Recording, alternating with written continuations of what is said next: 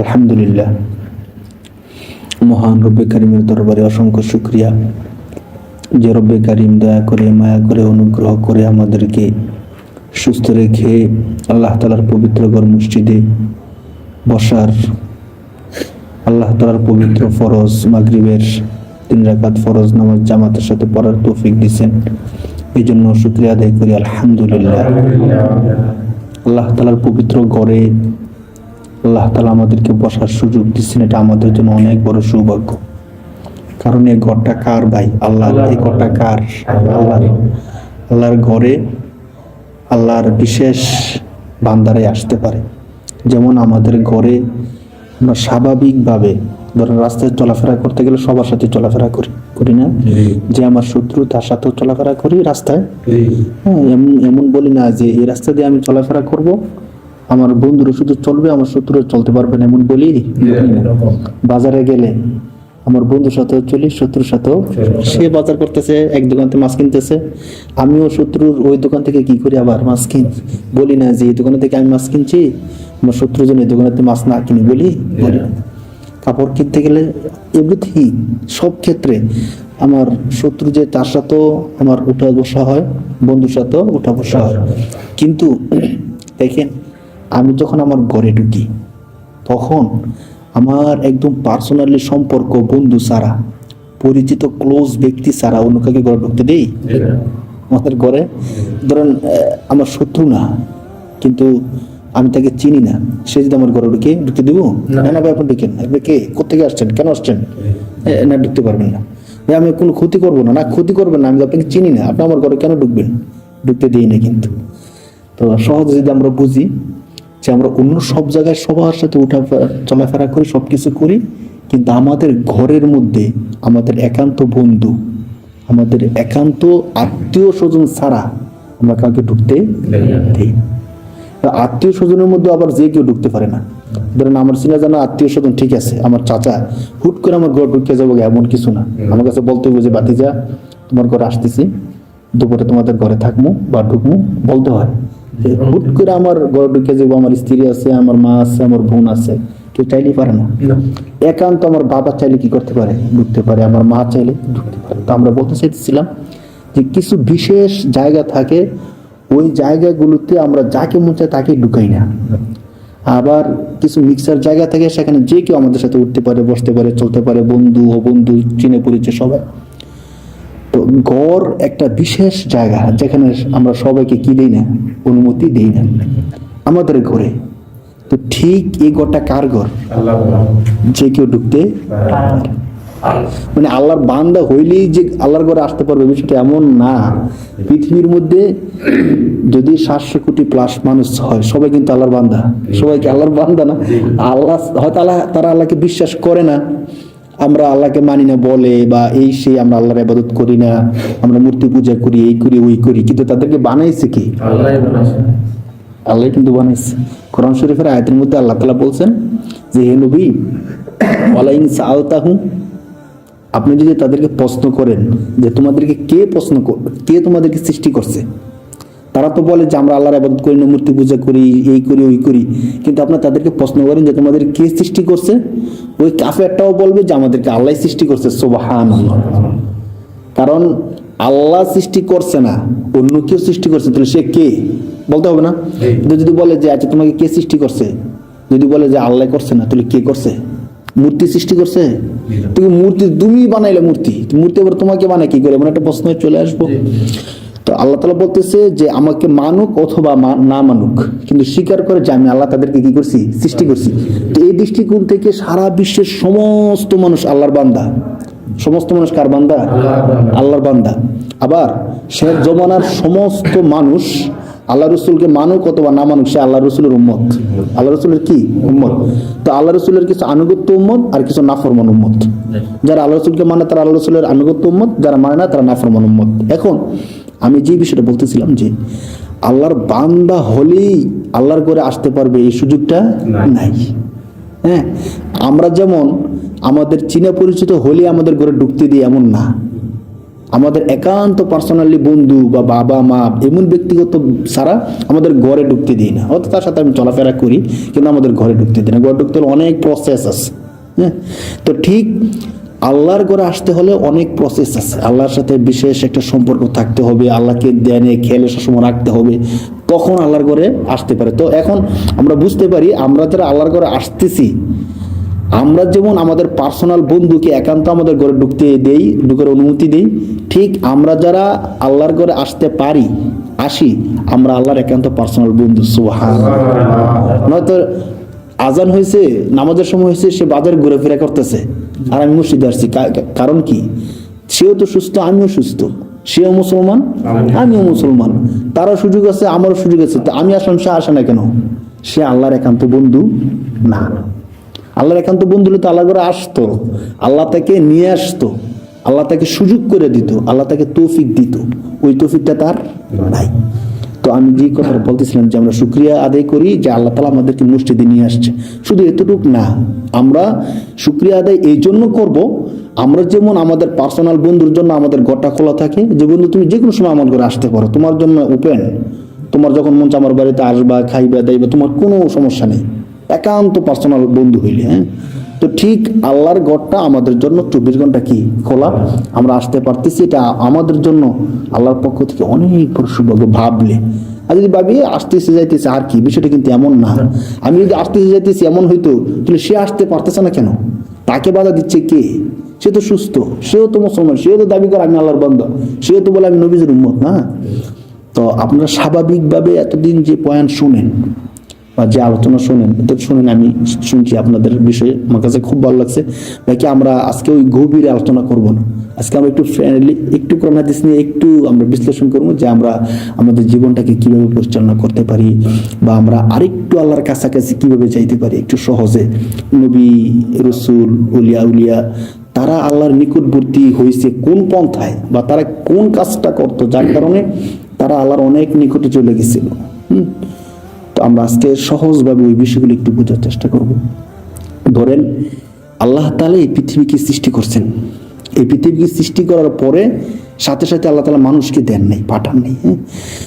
পৃথিবীকে সৃষ্টি করছেন, পৃথিবীকে সাজাইছেন, সবকিছু করছেন, করার পরে আল্লাহ তাআলা বললেন যে ফেরেশতারা তো আসমানে সারা অঞ্চলে আমার তাসবিহ করে, তো আমি যে দুনিয়াটা সাজাইছি, আমি চাইতেছি অন্য একটা সৃষ্টি হোক, যে সৃষ্টির মাধ্যমে দুনিয়ার মধ্যে আমি আল্লাহর আনুগত্য, বরত্ব এগুলো হবে। তো আল্লাহ তাআলা এই জিনিসটা চাইলেন, চাওয়ার পরে আল্লাহ তাআলা একটা সৃষ্টি করবেন। এই সৃষ্টিটা আল্লাহ তাআলার ইলমে আছে। আল্লাহ তাআলার কোথায় আছে? ইলমে। এটা আর কেউ জানে না, শুধু জানে কে? আল্লাহ। তো আল্লাহ যেহেতু জানেন সৃষ্টিটা, আল্লাহ তাআলা সবকিছু ঠিক করে ফেলছেন, কেমন হবে, কিভাবে হবে, এই সব কিছু ভাবার পরে আল্লাহ তাআলা ঠিক এভাবে ফেরেশতাদেরকে নিয়ে বসলেন, যে আমি চাইতেছি যে আমার নাম উচ্চারণ করবে এমন আরেকটা নতুন সৃষ্টি করার জন্য। তোমরা তো আসো কি নতুন ভাবে একটা সৃষ্টি আমি চাইতেছি। তখন কিন্তু মানুষের কোন কনসেপ্ট ফেরেশতাদের ব্রেনে নাই, কেমন হবে রূপরেখাটা, মানুষ বা এই সে কিচ্ছুই নাই। তো আল্লাহ তাআলা তাদের সামনে উপস্থাপন করলেন, ওয়াইদ ক্বালা রাব্বুকা লিল মালাইকাতি ইন্নী জাইলুন ফিল আরদি খলিফা। সূরা বাকারার 1 নম্বর পারার 5 নম্বর পৃষ্ঠার একদম প্রথম আয়াতের মধ্যে আল্লাহ তাআলা এই বিষয়টা কিভাবে ফেরেশতাদের সাথে আলোচনা করছেন, এই বিষয়টা করতেছিলেন। তো ফেরেশতারা শুনলেন, শোনার পরে তারা চিন্তা করতেছেন যে আল্লাহ, আপনি তো আবার আরেকটা নতুন সৃষ্টি করবেন যারা আপনার ইবাদত করবে, তো কেমন হতে পারে? তারা কিন্তু এখনো ধারণাটা পায় নাই। বাকি মুফাসসিরিনে কেরামগণ বলছেন যে এই কথা বলার সাথে সাথে তাদের ব্রেনের মধ্যে একটা বিষয় আসছে যে মানুষের আগে আল্লাহ তাআলা আরেকটা সৃষ্টি ছিল, জিনজাত। তারা দুনিয়ার মধ্যে আসছিল, যেমন বলছেন যে তারা দুনিয়ার মধ্যে আসার পরে মারামারি, কাটাকাটি, ফেতনা ফাসাদ ইত্যাদি সব জুলুম করা শুরু করে দিয়েছে, আল্লাহ তাদেরকে ধ্বংস করে দিয়েছে। তো ফেরেশতারা সাথে সাথে চিন্তা আসছে যে আপনি আরেকটা সৃষ্টি বানাইবেন, তারা কি জিনের মতো হইবে নাকি? জিনেরা তো দুনিয়ায় গিয়ে কি করছিল? মারামারি, কাটাকাটি ইত্যাদি করছিল। তো বলতেছে আল্লাহ, আপনি আরেকটা সৃষ্টি করবেন, তারা আবার মারামারি করবো কিনা, এই করবো কিনা। নাহনু নুসাব্বিহু বিহামদিকা ওয়া নুকদ্দিসু লাক। আল্লাহ, আমরাই তো আপনার পবিত্রতা বর্ণনা করি, আমরাই তো আপনার ইবাদত করি, তো আমরা তো ইবাদতের জন্য যথেষ্ট। তো আল্লাহ তাআলা বললেন যে ইন্নী আ'লামু মা লা তা'লামুন। শোনো, আমার ইলমের মধ্যে যে বিষয়টা আছে, আমি যা জানি বা আমি কি করব, কিভাবে করব, এইটা আমার ইলমের মধ্যেই আছে। এই বিষয়টা তোমরা জানো না। তো তাদের ধারণাটা ভুল বা তারা যা ভাবতেছে 100% সঠিক না, ওই বিষয়টা বোঝানোর জন্য পরবর্তীতে আল্লাহ তাআলা আদম আলাইহিস সালাম এবং ফেরেশতাদের সাথে একটা কম্পেয়ার সৃষ্টি করলেন। সেখানে আদম আলাইহিস সালামকে জিতিয়ে দিলেন, ফেরেশতাদেরকে ঠগাই দিলেন। ঠগাই দিয়ে এটা কাজটা করছেন কে? আল্লাহ, সম্পূর্ণ আল্লাহই করছেন। করার পরে আল্লাহ তাআলা বলেন, দেখছো তোমরা যা ভাবছিলে তা না, আমি আল্লাহ যা ঠিক করে রাখছি তাই সঠিক, এবার তোমরা কি করো? আদমকে সিজদা করো। হ্যাঁ, তখন তারা সকলে আদমকে সিজদা করছিল, কিন্তু কে সিজদা করে নাই? ফাসাজাদু ইল্লা ইবলিস। ফাসাজাদু, তারা সবাই সিজদা করছে, ইল্লা, তবে ইবলিস। কে সিজদা করে নাই? ইবলিস সিজদা করে নাই। তো ইবলিস যে সিজদা করে নাই, এখান থেকেই আমাদের দুনিয়া, আখেরাত, হাসর নাসর, জীবন মৃত্যুর সব মানে মূল বিষয়টা এখানে চলে আসছে। আর কোনো কিছু না। আমরা শুধু এই বিষয়টা একটু বোঝার চেষ্টা করি। আল্লাহ তাআলা কিন্তু এখানে আদম আলাইহিস সালামের শ্রেষ্ঠত্ব প্রমাণ করতেছেন। শুধু আদম আলাইহিস সালাম না, আদম বলতে এরপরে যারা আদমের সন্তান আসবে, বনি আদম, সমস্ত আদমের শ্রেষ্ঠত্ব আল্লাহ আদমের মাধ্যমে কি করতেছেন? প্রমাণ করতেছেন তার শ্রেষ্ঠত্বটা কি। তো সমস্ত ফেরেশতারা সিজদা করছেন, কিন্তু ইবলিস সিজদা করে নাই। এখানে অনেকগুলো কথা, আমরা কথা শুনতে করার চেষ্টা করব। একে তো হইল ইবলিস ফেরেশতা না। ইবলিস কি না? ফেরেশতা না, ফেরেশতাদের সাথে ছিল। এর জন্য আল্লাহ তাআলা বলছে যে সমস্ত ফেরেশতা সিজদা করছে, কিন্তু কে সিজদা করে নাই? ইবলিস। কারণ আপনারা জানেন যে সৃষ্টিগুলোর মধ্যে 3 ধরনের আল্লাহর সৃষ্টি আছে, যারা কথা বলতে পারে, আল্লাহকে বুঝে। একটা হলো যারা আগুনের তৈরি জিন, মাটির তৈরি মানুষ, আর নূরের তৈরি ফেরেশতা। এখন ফেরেশতা যারা, তারা কিসের তৈরি? নূরের তৈরি। আর জিন যারা, তারা কিসের তৈরি? আগুনের। তাহলে এখানে ফেরেশতাদের সাথে ছিল ইবলিস। ইবলিস কিন্তু নূরের তৈরি ফেরেশতা ছিল না, ইবলিস ছিল আগুনের তৈরি জিন জাতের। হ্যাঁ, তো সে সিজদা করলো না। আল্লাহ চাইছিলেন সিজদা করুক সবাই, কিন্তু সে সিজদা করলো না। তাকে জিজ্ঞেস করলো যে কি ব্যাপার, আমি বললাম, তুমি কেন সিজদা করলা? ক্বালা মা মানাআকা আন তাসজুদা লিমা খালাকতু বিয়াদাই। আল্লাহ তাআলা কোরআন শরীফের 23 নম্বর পারার সূরা সদের মধ্যে বলতেছেন, কি ব্যাপার ইবলিস, লিমা খালাকতু বিয়াদাই। মানে অবাক করা একটা বিষয়। অনেক সময় হয় কি, আমরা কোন একটা জিনিসের বড়ত্ব বুঝাতে গিয়ে আমরা আরো বেশি গুরুত্ব দিই। আমি নিজের হাতে বানাইলাম, জামাই তুমি পিঠাটা খাইলা না, আমাকে ঠিক করলা। অন্য কেউ বানাইলে দোকান থেকে কিনলে একটা কথা ছিল, আমি নিজের হাতে পিঠাটা বানাইছি, তুমি খাইবা বললেন, তুমি পিঠাটা খাইলা না, আমি একটা অভিমান করলাম। এর মানে পিঠা, সবাই তো পিঠা বানায়, কিন্তু আমি তোমার জন্য একান্তে নিজের হাতে কি বানাইছি? পিঠাটা বানাইছিলাম, তুমি খাইলে না। আল্লাহ বলতেছেন, ক্বালা মা মানাআকা আন তাসজুদা। কে তোমাকে নিষেধ করলো সিজদা করতে? ওই জিনিসের, যে জিনিস কি লিমা খালাকতু বিয়াদাইয়া, যে জিনিসকে সৃষ্টি করছে আমি আল্লাহ নিজের হাতে। ইয়াদুন ইয়াদাইয়া, নিজ হাতে। খালাকতু, আমি আল্লাহ সৃষ্টি করছি। আল্লাহ বলতেছেন, যাকে আমি নিজ হাতে সৃষ্টি করছি তাকে সিজদা করতে কোন জিনিস তোমাকে নিষেধ করলো? আমি আল্লাহ আদেশ করছি, 1 নাম্বার। 2 নাম্বার, আমি আল্লাহ তাকে নিজের হাতে সৃষ্টি করছি। এরপর আমি তোমাকে বলছি সিজদা করো, সিজদা করতে কে নিষেধ করলো? সে বললো, ক্বালা আনা খায়রুম মিনহু। চিন্তা করছেন কোন কথার মধ্যে কোন কথা? কই আব্বাস, কই গাব গাছ, এমন হয়ে গেছে। আল্লাহ বলছে, কে তোমার নিষেধ করছে সিজদা করতে? সে বলতেছে, আল্লাহ, আমি তো তার থেকে শ্রেষ্ঠ। এটা হইলো? তুমি কইতে পারতে যে আমাকে আমার ইগু বাধা দিছে, বা এমুকে নিষেধ করছে, তমুকে নিষেধ করছে, যে আমরা একটা কাজ করতে গেলে কাজটা করি না, আমার বাবা না করছে, অথবা এক নেতার পক্ষ নিলে আরেক নেতা না করছে, হ্যাঁ, অথবা এমন কোনো কিছু একটা। তো তোমাকে কে না করছে? আল্লাহ, আমি তো তার থেকে শ্রেষ্ঠ। আরে শ্রেষ্ঠ কে না কে, এটা তো যে সৃষ্টি করছে সে বলবে না।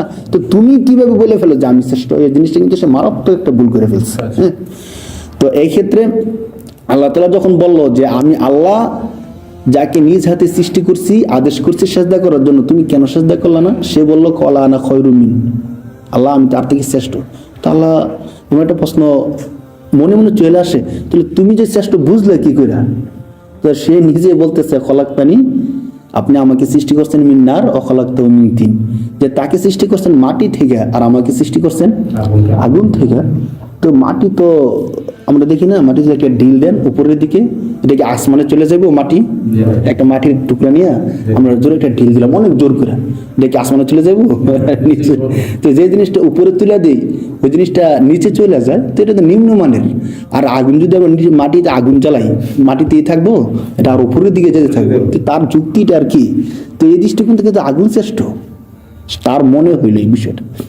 তো আল্লাহ বললো যে তুমি তো যুক্তি দেখাইতে পারো না, যুক্তি তো পরে, এখানে তোমার দেখার দরকার ছিল আদেশটা কে করছে। হারুন রশিদ সম্পর্কে একটা গল্প বলা হয় যে তার একটা গোলাম ছিল, হাবশি গোলাম, তাকে খুব স্নেহ করতো বাদশা, এবং অন্য উজির নাজিরের তুলনায় তাকে খুব বেশি মূল্যায়ন করতো। তো অন্য অন্য মন্ত্রী পরিষদ যারা আছে সবাই হিংসা করতো যে একটা গোলামকে বাদশাহ এত মূল্যায়ন করে, তার মধ্যে কি এমন আছে আমরা মন্ত্রী পরিষদ আমাদেরকে এত মূল্যায়ন করে না, তাকে আমাদের সামনে এত মূল্যায়ন করে। তো বাদশাহ এই জিনিসটা বুঝতেছিল যে তার সাথে তারা হিংসা করতেছে, তাকে দেখতে পারতেছে না। তো বাদশাহ চাইতেছিল যে তাদেরকে বুঝানো দরকার আমি তাকে কেন এত বেশি মূল্যায়ন করি। আচ্ছা, তো বাদশাহ এক সময় একটা কাজ করলো, একটা মূল্যবান হীরার একটা জিনিস নিয়ে আসলো, এনে বলতেছে যে প্রথম যে মন্ত্রী পরিষদ আছে তাদের একজন একজন করে দিতেছে, দেখো এই যে হীরার বস্তুটা আছে না, 7,000 ধন, কোটি কোটি টাকা, ঠিক আছে, তুমি এই জিনিসটা নাও, ফলের মধ্যে একটা আচার মেরে এটা কি করে দাও, ভাঙিয়ে দাও। দেখতেছি এত চমৎকার একটা জিনিস, 7,000 ধন, এত মূল্যবান জিনিসটা ভাঙিয়ে দিলে তো শেষ, এটার আর কোনো মূল্য নাই। তো সে বলতেছে বাদশাহ এটা কি ভাঙিয়ে দেওয়াটা ঠিক হইব? এত মূল্যবান একটা জিনিস, বাদশাহ আমার দ্বারা এটা ভাঙা উচিত মনে করতেছি না। তো বাদশাকে দেও। তো আরেকটা মন্ত্রীরা দিছে, তো সেই মন্ত্রী বলতেছে বাদশাহ এত মূল্যবান জিনিসটা এটা কি ভাঙিয়ে দেওয়াটা ঠিক হইব? শুধু শুধু অযথা একটা জিনিস নষ্ট করা কি সুন্দর দেখা যায়? হয়তো আপনি বুঝতেছেন না, কিন্তু এটা মূল্যটা তো আমরা বুঝতেছি। তো এমন করে সমস্ত মন্ত্রী সবার দিল, কেউ এটা কি করলো না, ভাঙলো না। তো গোলামে ডাক দিছে যে গোলাম এটা সেমন মূল্যবান জিনিস 7,000 ধনের সমান, নাও আমি তোমাকে আদেশ করতেছি তুমি এটা কি করে দাও, ভেঙে দাও। তো তার হাতে দেওয়ার সাথে সাথে সে ফুলের মধ্যে ঢিল মারলো এবং সাথে সাথে টুকরো টুকরি করে দিচ্ছে। সবাই তো অবাক, আরে করলো কি কাজটা? তো সবাই ভাবতেছি কি যে আমরা তো মন্ত্রী পরিষদের মূল্যবান ব্যক্তি, আমরা তো মূল্য বুঝি, এই জন্য কি করি নাই, ভাঙ্গি নেই। বোকা তো গোলাম, আপসি গোলাম, সে কি বুঝি, দাম বুঝে না, এই জন্য কি করে ফেলছে। বাদশাহ তাদেরকে না বোঝানোর জন্য বাদশাহ একটা রাগ দেখাইলো, এত বড় সাহস, তুমি এত মূল্যবান জিনিসটা ভাঙিয়ে ফেললা, তুমি কি কাজটা ঠিক করলা? তখন মন্ত্রী পরিষদ জিজ্ঞেস করতেছে আচ্ছা সে কি কাজটা ঠিক করলো? তোমাদেরকে দিলাম তোমরা কেউ ভাঙ্গো নাই, সে ভাঙিয়ে ফেললো, তোমরা ভাঙছো না কেন? বাদশাহ সে তো বোকা, বুঝে নাই, মূল্যবান জিনিস নাকি বললেই ভাঙিয়ে ফেলা ঠিক হইলো? এত রাষ্ট্রের এত গুরুত্বপূর্ণ একটা জিনিস। তো তাকে বলতেছে বাদশাহ মানে রাগান্বিত হইয়া, তুমি কেন ভাঙিয়ে ফেলা, এত বড় সাহসটা তুমি দেখাইলে?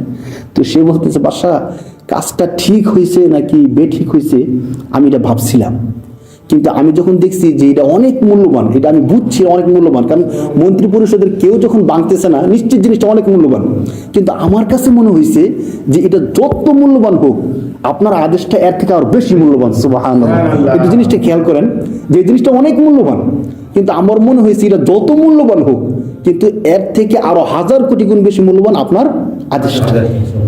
তা আমি একবার তাকাইছি আপনার আদেশের দিকে, আবার তাকাইছি মূল্যবান জিনিসের দিকে, তখন আমার কাছে মনে হয়েছে এমন 1000 কোটি হীরার বস্তু দিল আপনার আদেশ, একটা আদেশের কাছে এগুলো কিচ্ছু না, তুচ্ছ, যার কারণে আমি সাথে সাথে কি করে ফেলছি, ভেঙে ফেলছি। তখন বাদশা বলছে দেখছো তোমাদের মধ্যে আর তার মধ্যে এতটুকু ডিফারেন্স। ঠিক ইবলিস সে যদি চিন্তা করতো আমি আগুনের তৈরি নাকি মাটির তৈরি, এটা আওর বাদ, এটা অনেক পরের কথা, আদেশ করছেন কে? আরে আগুন আর মাটি এটা তো এটা যুক্তি, কিন্তু এখানে আল্লাহর আদেশের কাছে তো এটা তুচ্ছ, কারণ আদেশ করছে আল্লাহ। তো ওই গোলাম যেমন চিন্তা করছে আদেশ করছে আমার বাদশাহ মালিক, তো মালিকের আদেশের তুলনায় হীরার আংটিটা অনেক ছোট্ট, অনেক তুচ্ছ। তো শয়তান এই জায়গায় ভুলটা করছিল কি, সে মনে করছিল আল্লাহ আদেশ করছে ঠিক আছে, কিন্তু আল্লাহ বুঝতে পারেনি, তার ভাবনাটা এমন ছিল নাউজুবিল্লাহ যে আল্লাহ আদেশ করছে ঠিক আছে, আল্লাহ বুঝতে পারে নাই কেন, আল্লাহ খেয়াল করতেছে না যে আমি তো আগুনের তৈরি, সেজদা তো করা দরকার আদম আমাকে, আমি আদমকে সাথে উল্টে হয়ে যেতেছে, আল্লাহ হয়তো জিনিসটা খেয়াল করতেছে না, নাউজুবিল্লাহ সেইটা ভাবতেছিল। কিন্তু সে যদি এই জিনিসটা ভাবতো যে আল্লাহ ভাবছে নাকি না ভাবছে এটা পরে, আদেশ করছে তো আল্লাহ, আমি কি করে নিই, মানিয়ে নিই। পরে বুঝাবো যে আল্লাহ আপনি আমাকে আদেশ করছেন, সেটা তো করছি ঠিক আছে, কিন্তু আল্লাহ কেমন কেমন অযুক্তি দেখা যায়, কথার কথা। কিন্তু সে এই কথা না বলে শুরুতে বললো কি যে আল্লাহ আমি তো শ্রেষ্ঠ, আমার আগুন দিয়ে বানাইছেন। তখন আল্লাহ বলছে কলা ফাখরুজ মিনহা ফাইন্নাকা রাজিম, তুমি আমার সামনে যুক্তি দেখাইতেছো, তোমার এত বড় স্পর্ধা, বের হয়ে যাও আমার দরবার থেকে। ফাইন্নাকা রাজিম, কেননা অবশ্যই তুমি মহা অভিশপ্ত। কে বলতেছেন? আল্লাহ। আল্লাহ বলতেছেন তুমি আমার সামনে, আমার আদেশের সামনে যুক্তি দেখাইতেছ, তুমি আমার দরবারে থাকার আর কোনো যোগ্যতা তোমার নাই, তুমি আমার দরবার থেকে বিতাড়িত হয়ে যাও, অবশ্যই তুমি মহা অভিশপ্ত। তখন আল্লাহ তাআলা তাকে বের করে দিল। দেখেন বিষয়টা কি, আমাদের মূলত সবকিছুর বিষয় এখানে আসে। তো শয়তান তখন আল্লাহর কথাটা মানলো না। এখন আমাদেরকে আল্লাহ তাআলা আমরা যখন জ্ঞান আল্লাহ তাআলা আমাদেরকে দিলেন, একে তো হইল বালেগ হওয়ার আগ পর্যন্ত আল্লাহর কোনো আদেশ নিষেধ আমাদের উপর আবশ্যক না, মানে আমরা করতেই হবে এমন না, করলে ভালো, না করলে সমস্যা নেই। ওলামা কেরাম বলছেন বালেগ হওয়ার আগে কেউ যদি আবাদত করে, তার আবাদতের সওয়াবগুলো আল্লাহ তাআলা তার বাবা মার আমলনামার মধ্যে দেয়। তো এটা একটা প্লাস পয়েন্ট, আর না করলে কোনো সমস্যা নেই।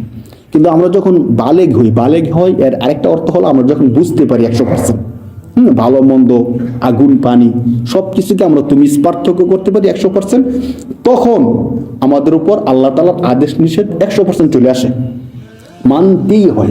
মানতে হবে। তো আমরা যখন এই জিনিসটা বুঝতে পারি, বুঝার পরে আল্লাহ আমাকে বললেন তুমি নামাজ পড়ো। আল্লাহ কি বললেন? নামাজ পড়ো। দেখেন শয়তানের সাথে আমরা একটু মিলি। যখন আল্লাহ তাআলা আমাকে বললেন যে তুমি নামাজ পড়ো, তখন আমি চিন্তা করলাম এখন নামাজ পড়বো না, এই না মাত্র আমার বয়স 20, 25, 30, এখন না, নামাজ পড়বো, আরেকটু বয়স হোক, আরেকটু বাড়ি হই, আরেকটু কিছু হোক, তখন আমি কি পড়বো? নামাজ পড়বো। রমজান মাস কাছে আসলো, আল্লাহর পক্ষ থেকে আদেশ আসলো তুমি কি রাখো? রোজা রাখো। চিন্তা করলাম এখন রোজা রাখবো, শরীর স্বাস্থ্য নষ্ট হয়ে যাইব, কেমন দেখা যায়, এখন কি এত কষ্ট সহ্য করার সময় হয়েছে? আর একটু শক্ত হই, সে কিন্তু বালেক, আর একটু পাকাপোক্ত হই, অথবা সবকিছু ঠিক আছে, এখন তো ডায়াবেটিস বা অসুস্থ, এখন কি রোজা রাখা যায়? আমি তো অসুস্থ, আল্লাহ তাআলা হয়তো আমাকে ছেড়ে দেব। তো আমি কিন্তু আল্লাহর আদেশগুলোর সামনে যুক্তি দাঁড় করাইতেছি, আমি যেটা দেখাইতে চেষ্টা করতেছি আপনাদেরকে, মানে আল্লাহর প্রতিটা আদেশের সামনে আমরা এমন একটা যুক্তি দাঁড় করাইতেছি, যে যুক্তিটা দাঁড় করাইছিল কে? শয়তান। কে দাঁড় করাইছিল ভাই? একটু খেয়াল করেন, ইবলিস কিন্তু যুক্তিটা দাঁড় করাইছিল। সে যদি যুক্তি না দাঁড় করায় আল্লাহর আদেশটা মেনে ফেলতো, ওই যে গোলামের মতো, যে জিনিসটা মূল্যবান কিনা ওইটা পরে, আমার কাছে সবচেয়ে বড় মূল্যবান ছিল আমার বাদশার আদেশটা। তো আদেশটা যখন আল্লাহ করলেন, নামাজের আদেশটা কিভাবে করে আল্লাহ, যখন মুহাদ্দিসিনে কেরামগণ একটা উসুল বর্ণনা করতে গিয়ে বলছেন যে আমর যে আদেশটা প্রতিদিন 5 বার আল্লাহর পক্ষ থেকে আদেশ আসে আজানের মাধ্যমে। যখন আজানটা আমাদের কানে আসে, তখন এমন হয় যেন আল্লাহ ডাকে বলতেছেন যে বান্দা ঘুমায় রইছো, তোমার উপর তো আমি ফজরের নামাজ ফরজ করছি, উঠো, এখন তুমি কি নামাজ পড়ো? ফজরের নামাজ পড়ো।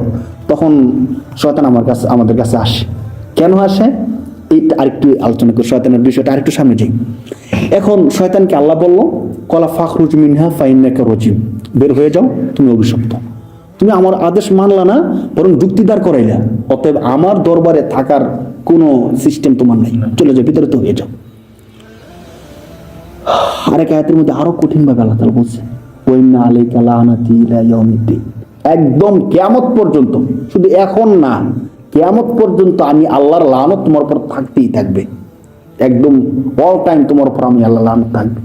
তো সে চিন্তা করছে হায় তাহলে তো আমার আর কোনো উপায় নেই, এমন না যে কিছুদিন পর আল্লাহ লানত শেষ আমি মুক্তি পেয়ে যাবো। তাহলে সে দেখছে যে আমার ফিরার আর কোনো কি নাই, পন্থা নেই, শেষ, আমি অভিশপ্ত, আমি জাহান্নামী, চির জাহান্নামী। এখন সে চিন্তা করছে আমার যেহেতু রাস্তা নাই, এখন আমি কি করতে পারি?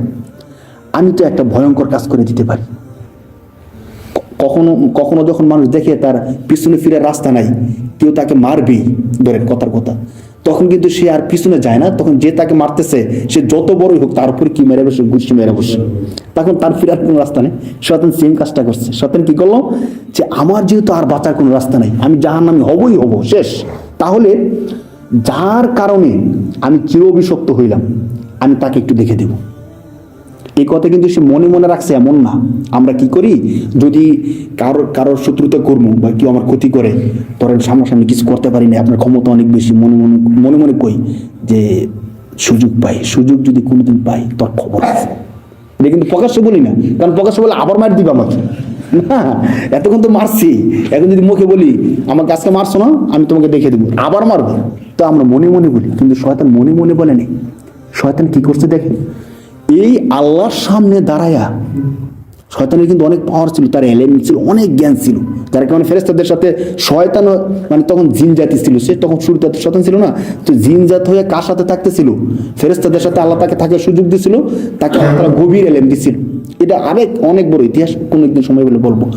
তো শয়তান তখন আল্লাহর সামনে দাঁড়ায় কি কাজটা করছে দেখেন, কেউ হলে থাপ্পড় দিয়ে ফালাই দিত তাকে, কিন্তু আল্লাহ ধৈর্য ধরছেন, তার কিছু বলে নাই।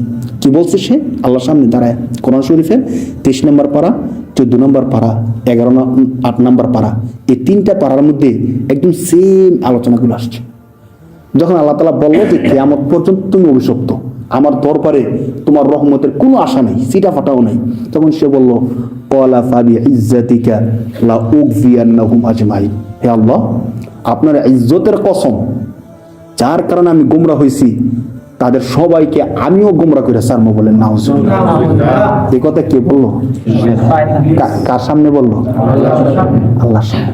চিন্তা করা যায়।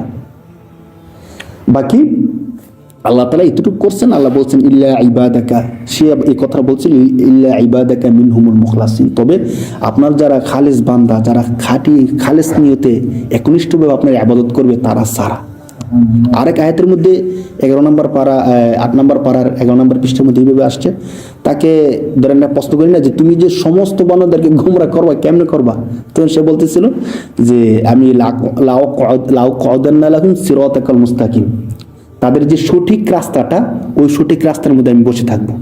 সুম্মা লাআতিয়ান্নাহুম মিন বাইনি আইদিহিম ওয়া মিন খালফিহিম ওয়া আন আইমানিহিম ওয়া আন শামাইলিহিম, আমি কি করব, তারা যখন ডান দিকে যাবে সেদিকে আমি তাদেরকে ধোঁকা দিব, তখন তারা ফিরে বাম দিকে যাবে, সেখানে গিয়ে আমি আবার কি দিব, ধোঁকা দিব। তারা যখন সামনের দিকে চলতে থাকবে আন আইমানিহিম, সেদিকে গিয়ে আমি ধোঁকা দিব। তারা যদি সেদিক থেকে ফিরে আবার পিছনের দিকে যাবে ওমিন খলফিহিম, আমি আবার সেখানে গিয়ে তাদের কি দিব। আর কোন সাইড বাকি আছে বলেন, ডানে বামে সামনে পিছনে, মানে এর বুঝালো যে চতুর্দিক থেকে আমি তাদেরকে কি দিব, দেখে আমাদেরকে দেয় কিনা। শয়তানের মূল কাজটা কি ছিল, আল্লাহ তাআলা তাকে আদেশ করছে, সে আদেশ মানে নাই, বরং আল্লাহর সামনে সে যুক্তি দাঁড় করাইছে।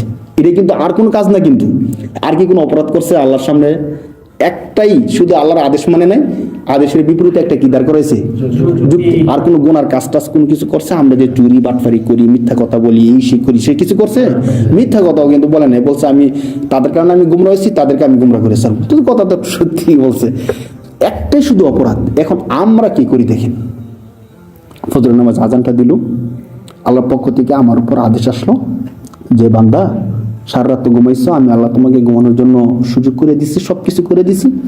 এই রাত্রে কিন্তু অনেকের, আপনারা দেখছেন কিনা, আমি আমার অভিজ্ঞতায় দেখছি, রাত্রে ঘুমাইলে অনেক ভাইদের এমন হইতো যে হঠাৎ করে কানের মধ্যে একটা পোকা ঢুকে গেছে। আপনাদের কারো এমন হয়েছে কিনা, বা আপনার আত্মীয় স্বজনের মধ্যে দেখছেন কিনা, আমি দেখছি পোকা ঢুকে যাওয়ার কারণে ওই রাত্রে ঘুমটা শেষ। এই কানের মধ্যে বন বন বন বন করতে করতে পরে বাতাস দিতে হয়, এই করতে হয়, ওই করতে হয়, অনেক প্রসেস করে কানের ভিতর থেকে কি আনতে হয়, পোকা বের করতে হয়। ছোট্ট একটা পোকা ঢুকে যাওয়ার কারণে সারা রাত্রে ঘুম কি হারাম। আমি নিজে দেখছি এমন, হ্যাঁ। অথবা হঠাৎ করে রাত্রে পেট ব্যথা উঠে গেছে, আর ঘুম আছে, শুধু তার ঘুম না, আশেপাশে যারা আছে তাদেরও ঘুম নেই, পেট ব্যথা, হঠাৎ করে রাত্রেবেলা দাঁত ব্যথা উঠে গেছে, শেষ ঘুম, পুরো পরিবারের ঘুম শেষ, আরাম আরাম। তো এই সব কিছু থেকে মুক্ত থেকে যখন আমরা আরামে ঘুমাইলাম, ঘুমানোর পর আমাদের ব্রেন ঠান্ডা হইলো, ভোরের সময় হইলো, আজান হইলো, তখন আল্লাহ বলতেছে বান্দা তোমাকে তো আমি ঘুমানোর সুযোগ করে দিলাম, সব কিছু করে দিলাম, কোনো তোমাকে শাস্তি দিলে পারতাম, কান ব্যথা, দাঁত ব্যথা, মাথা ব্যথা দিলে পারতাম, কোনো কিছু হয় নাই, আরামে ঘুমাইছো তো, এখন উঠো, মুয়াজ্জিন ডাকতেছে, মানে আমি আল্লাহর পক্ষ থেকে সেই আলানটা দিতেছি, এখন আসো তুমি ফজরের নামাজটা পড়ো। তো একটা হলো আমি ফজর নামাজ পড়লাম, না ঘুমাইয়ে থাকলাম, তখন কিন্তু আমরা এই কাজ করি, আমরা যুক্তি দাঁড় করাই। কি যুক্তি, যে মাত্র আজান হয়েছে আর ঘুমটা গভীরভাবে লাগছে, এখন যদি আমি উঠি তাহলে আবার উজু করতে যাবো, ঠান্ডা লাগবে, এই সে অনেকগুলো যুক্তি দাঁড় করায়া তখন ফজর নামাজটা আমরা আর পড়ি না। এখন ঘুম থেকে উঠবো, কেমন দেখা যায়, ঘুমটা ভেঙে যাবো, আর একটু ঘুমাই, নামাজ পড়মুনি বা পরের দিন পড়মুনি। জোহরের সময় হইলে মাত্র কাস্টমার দোকানের মধ্যে অনেক বেশি আসতেছে, এই সময়ে চলে যাবো, এই সময় দোকানটা বন্ধ করলে কতগুলো লস হয়ে যাবো।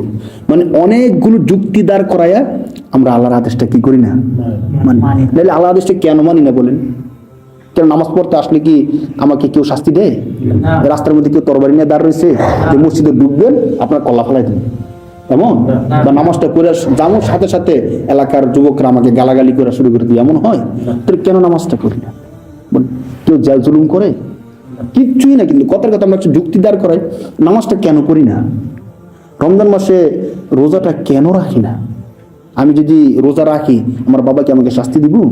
আর বিপরীত আরো ভালো বলে, মাশাআল্লাহ আমার ছেলে, মানুষের কাছে গর্ব করে, জানো আমার ছেলে তো রোজা রাখে, মাশাআল্লাহ দিল, হ্যাঁ আমার ছেলে 5 ওয়াক্ত নামাজ পড়ে, তার মতো ছেলে হয় নাকি?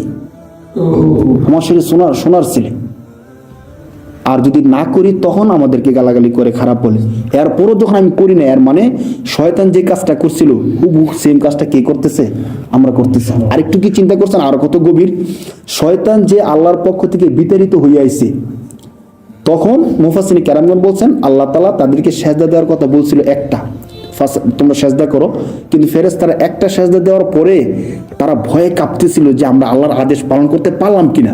মুফাসসিরিন কেরামগণ বলেন তারা সাথে সাথে আরেকটা সেজদা দিয়ে দিচ্ছে, যার কারণে আমরা নামাজে কয়টা সেজদা দিই?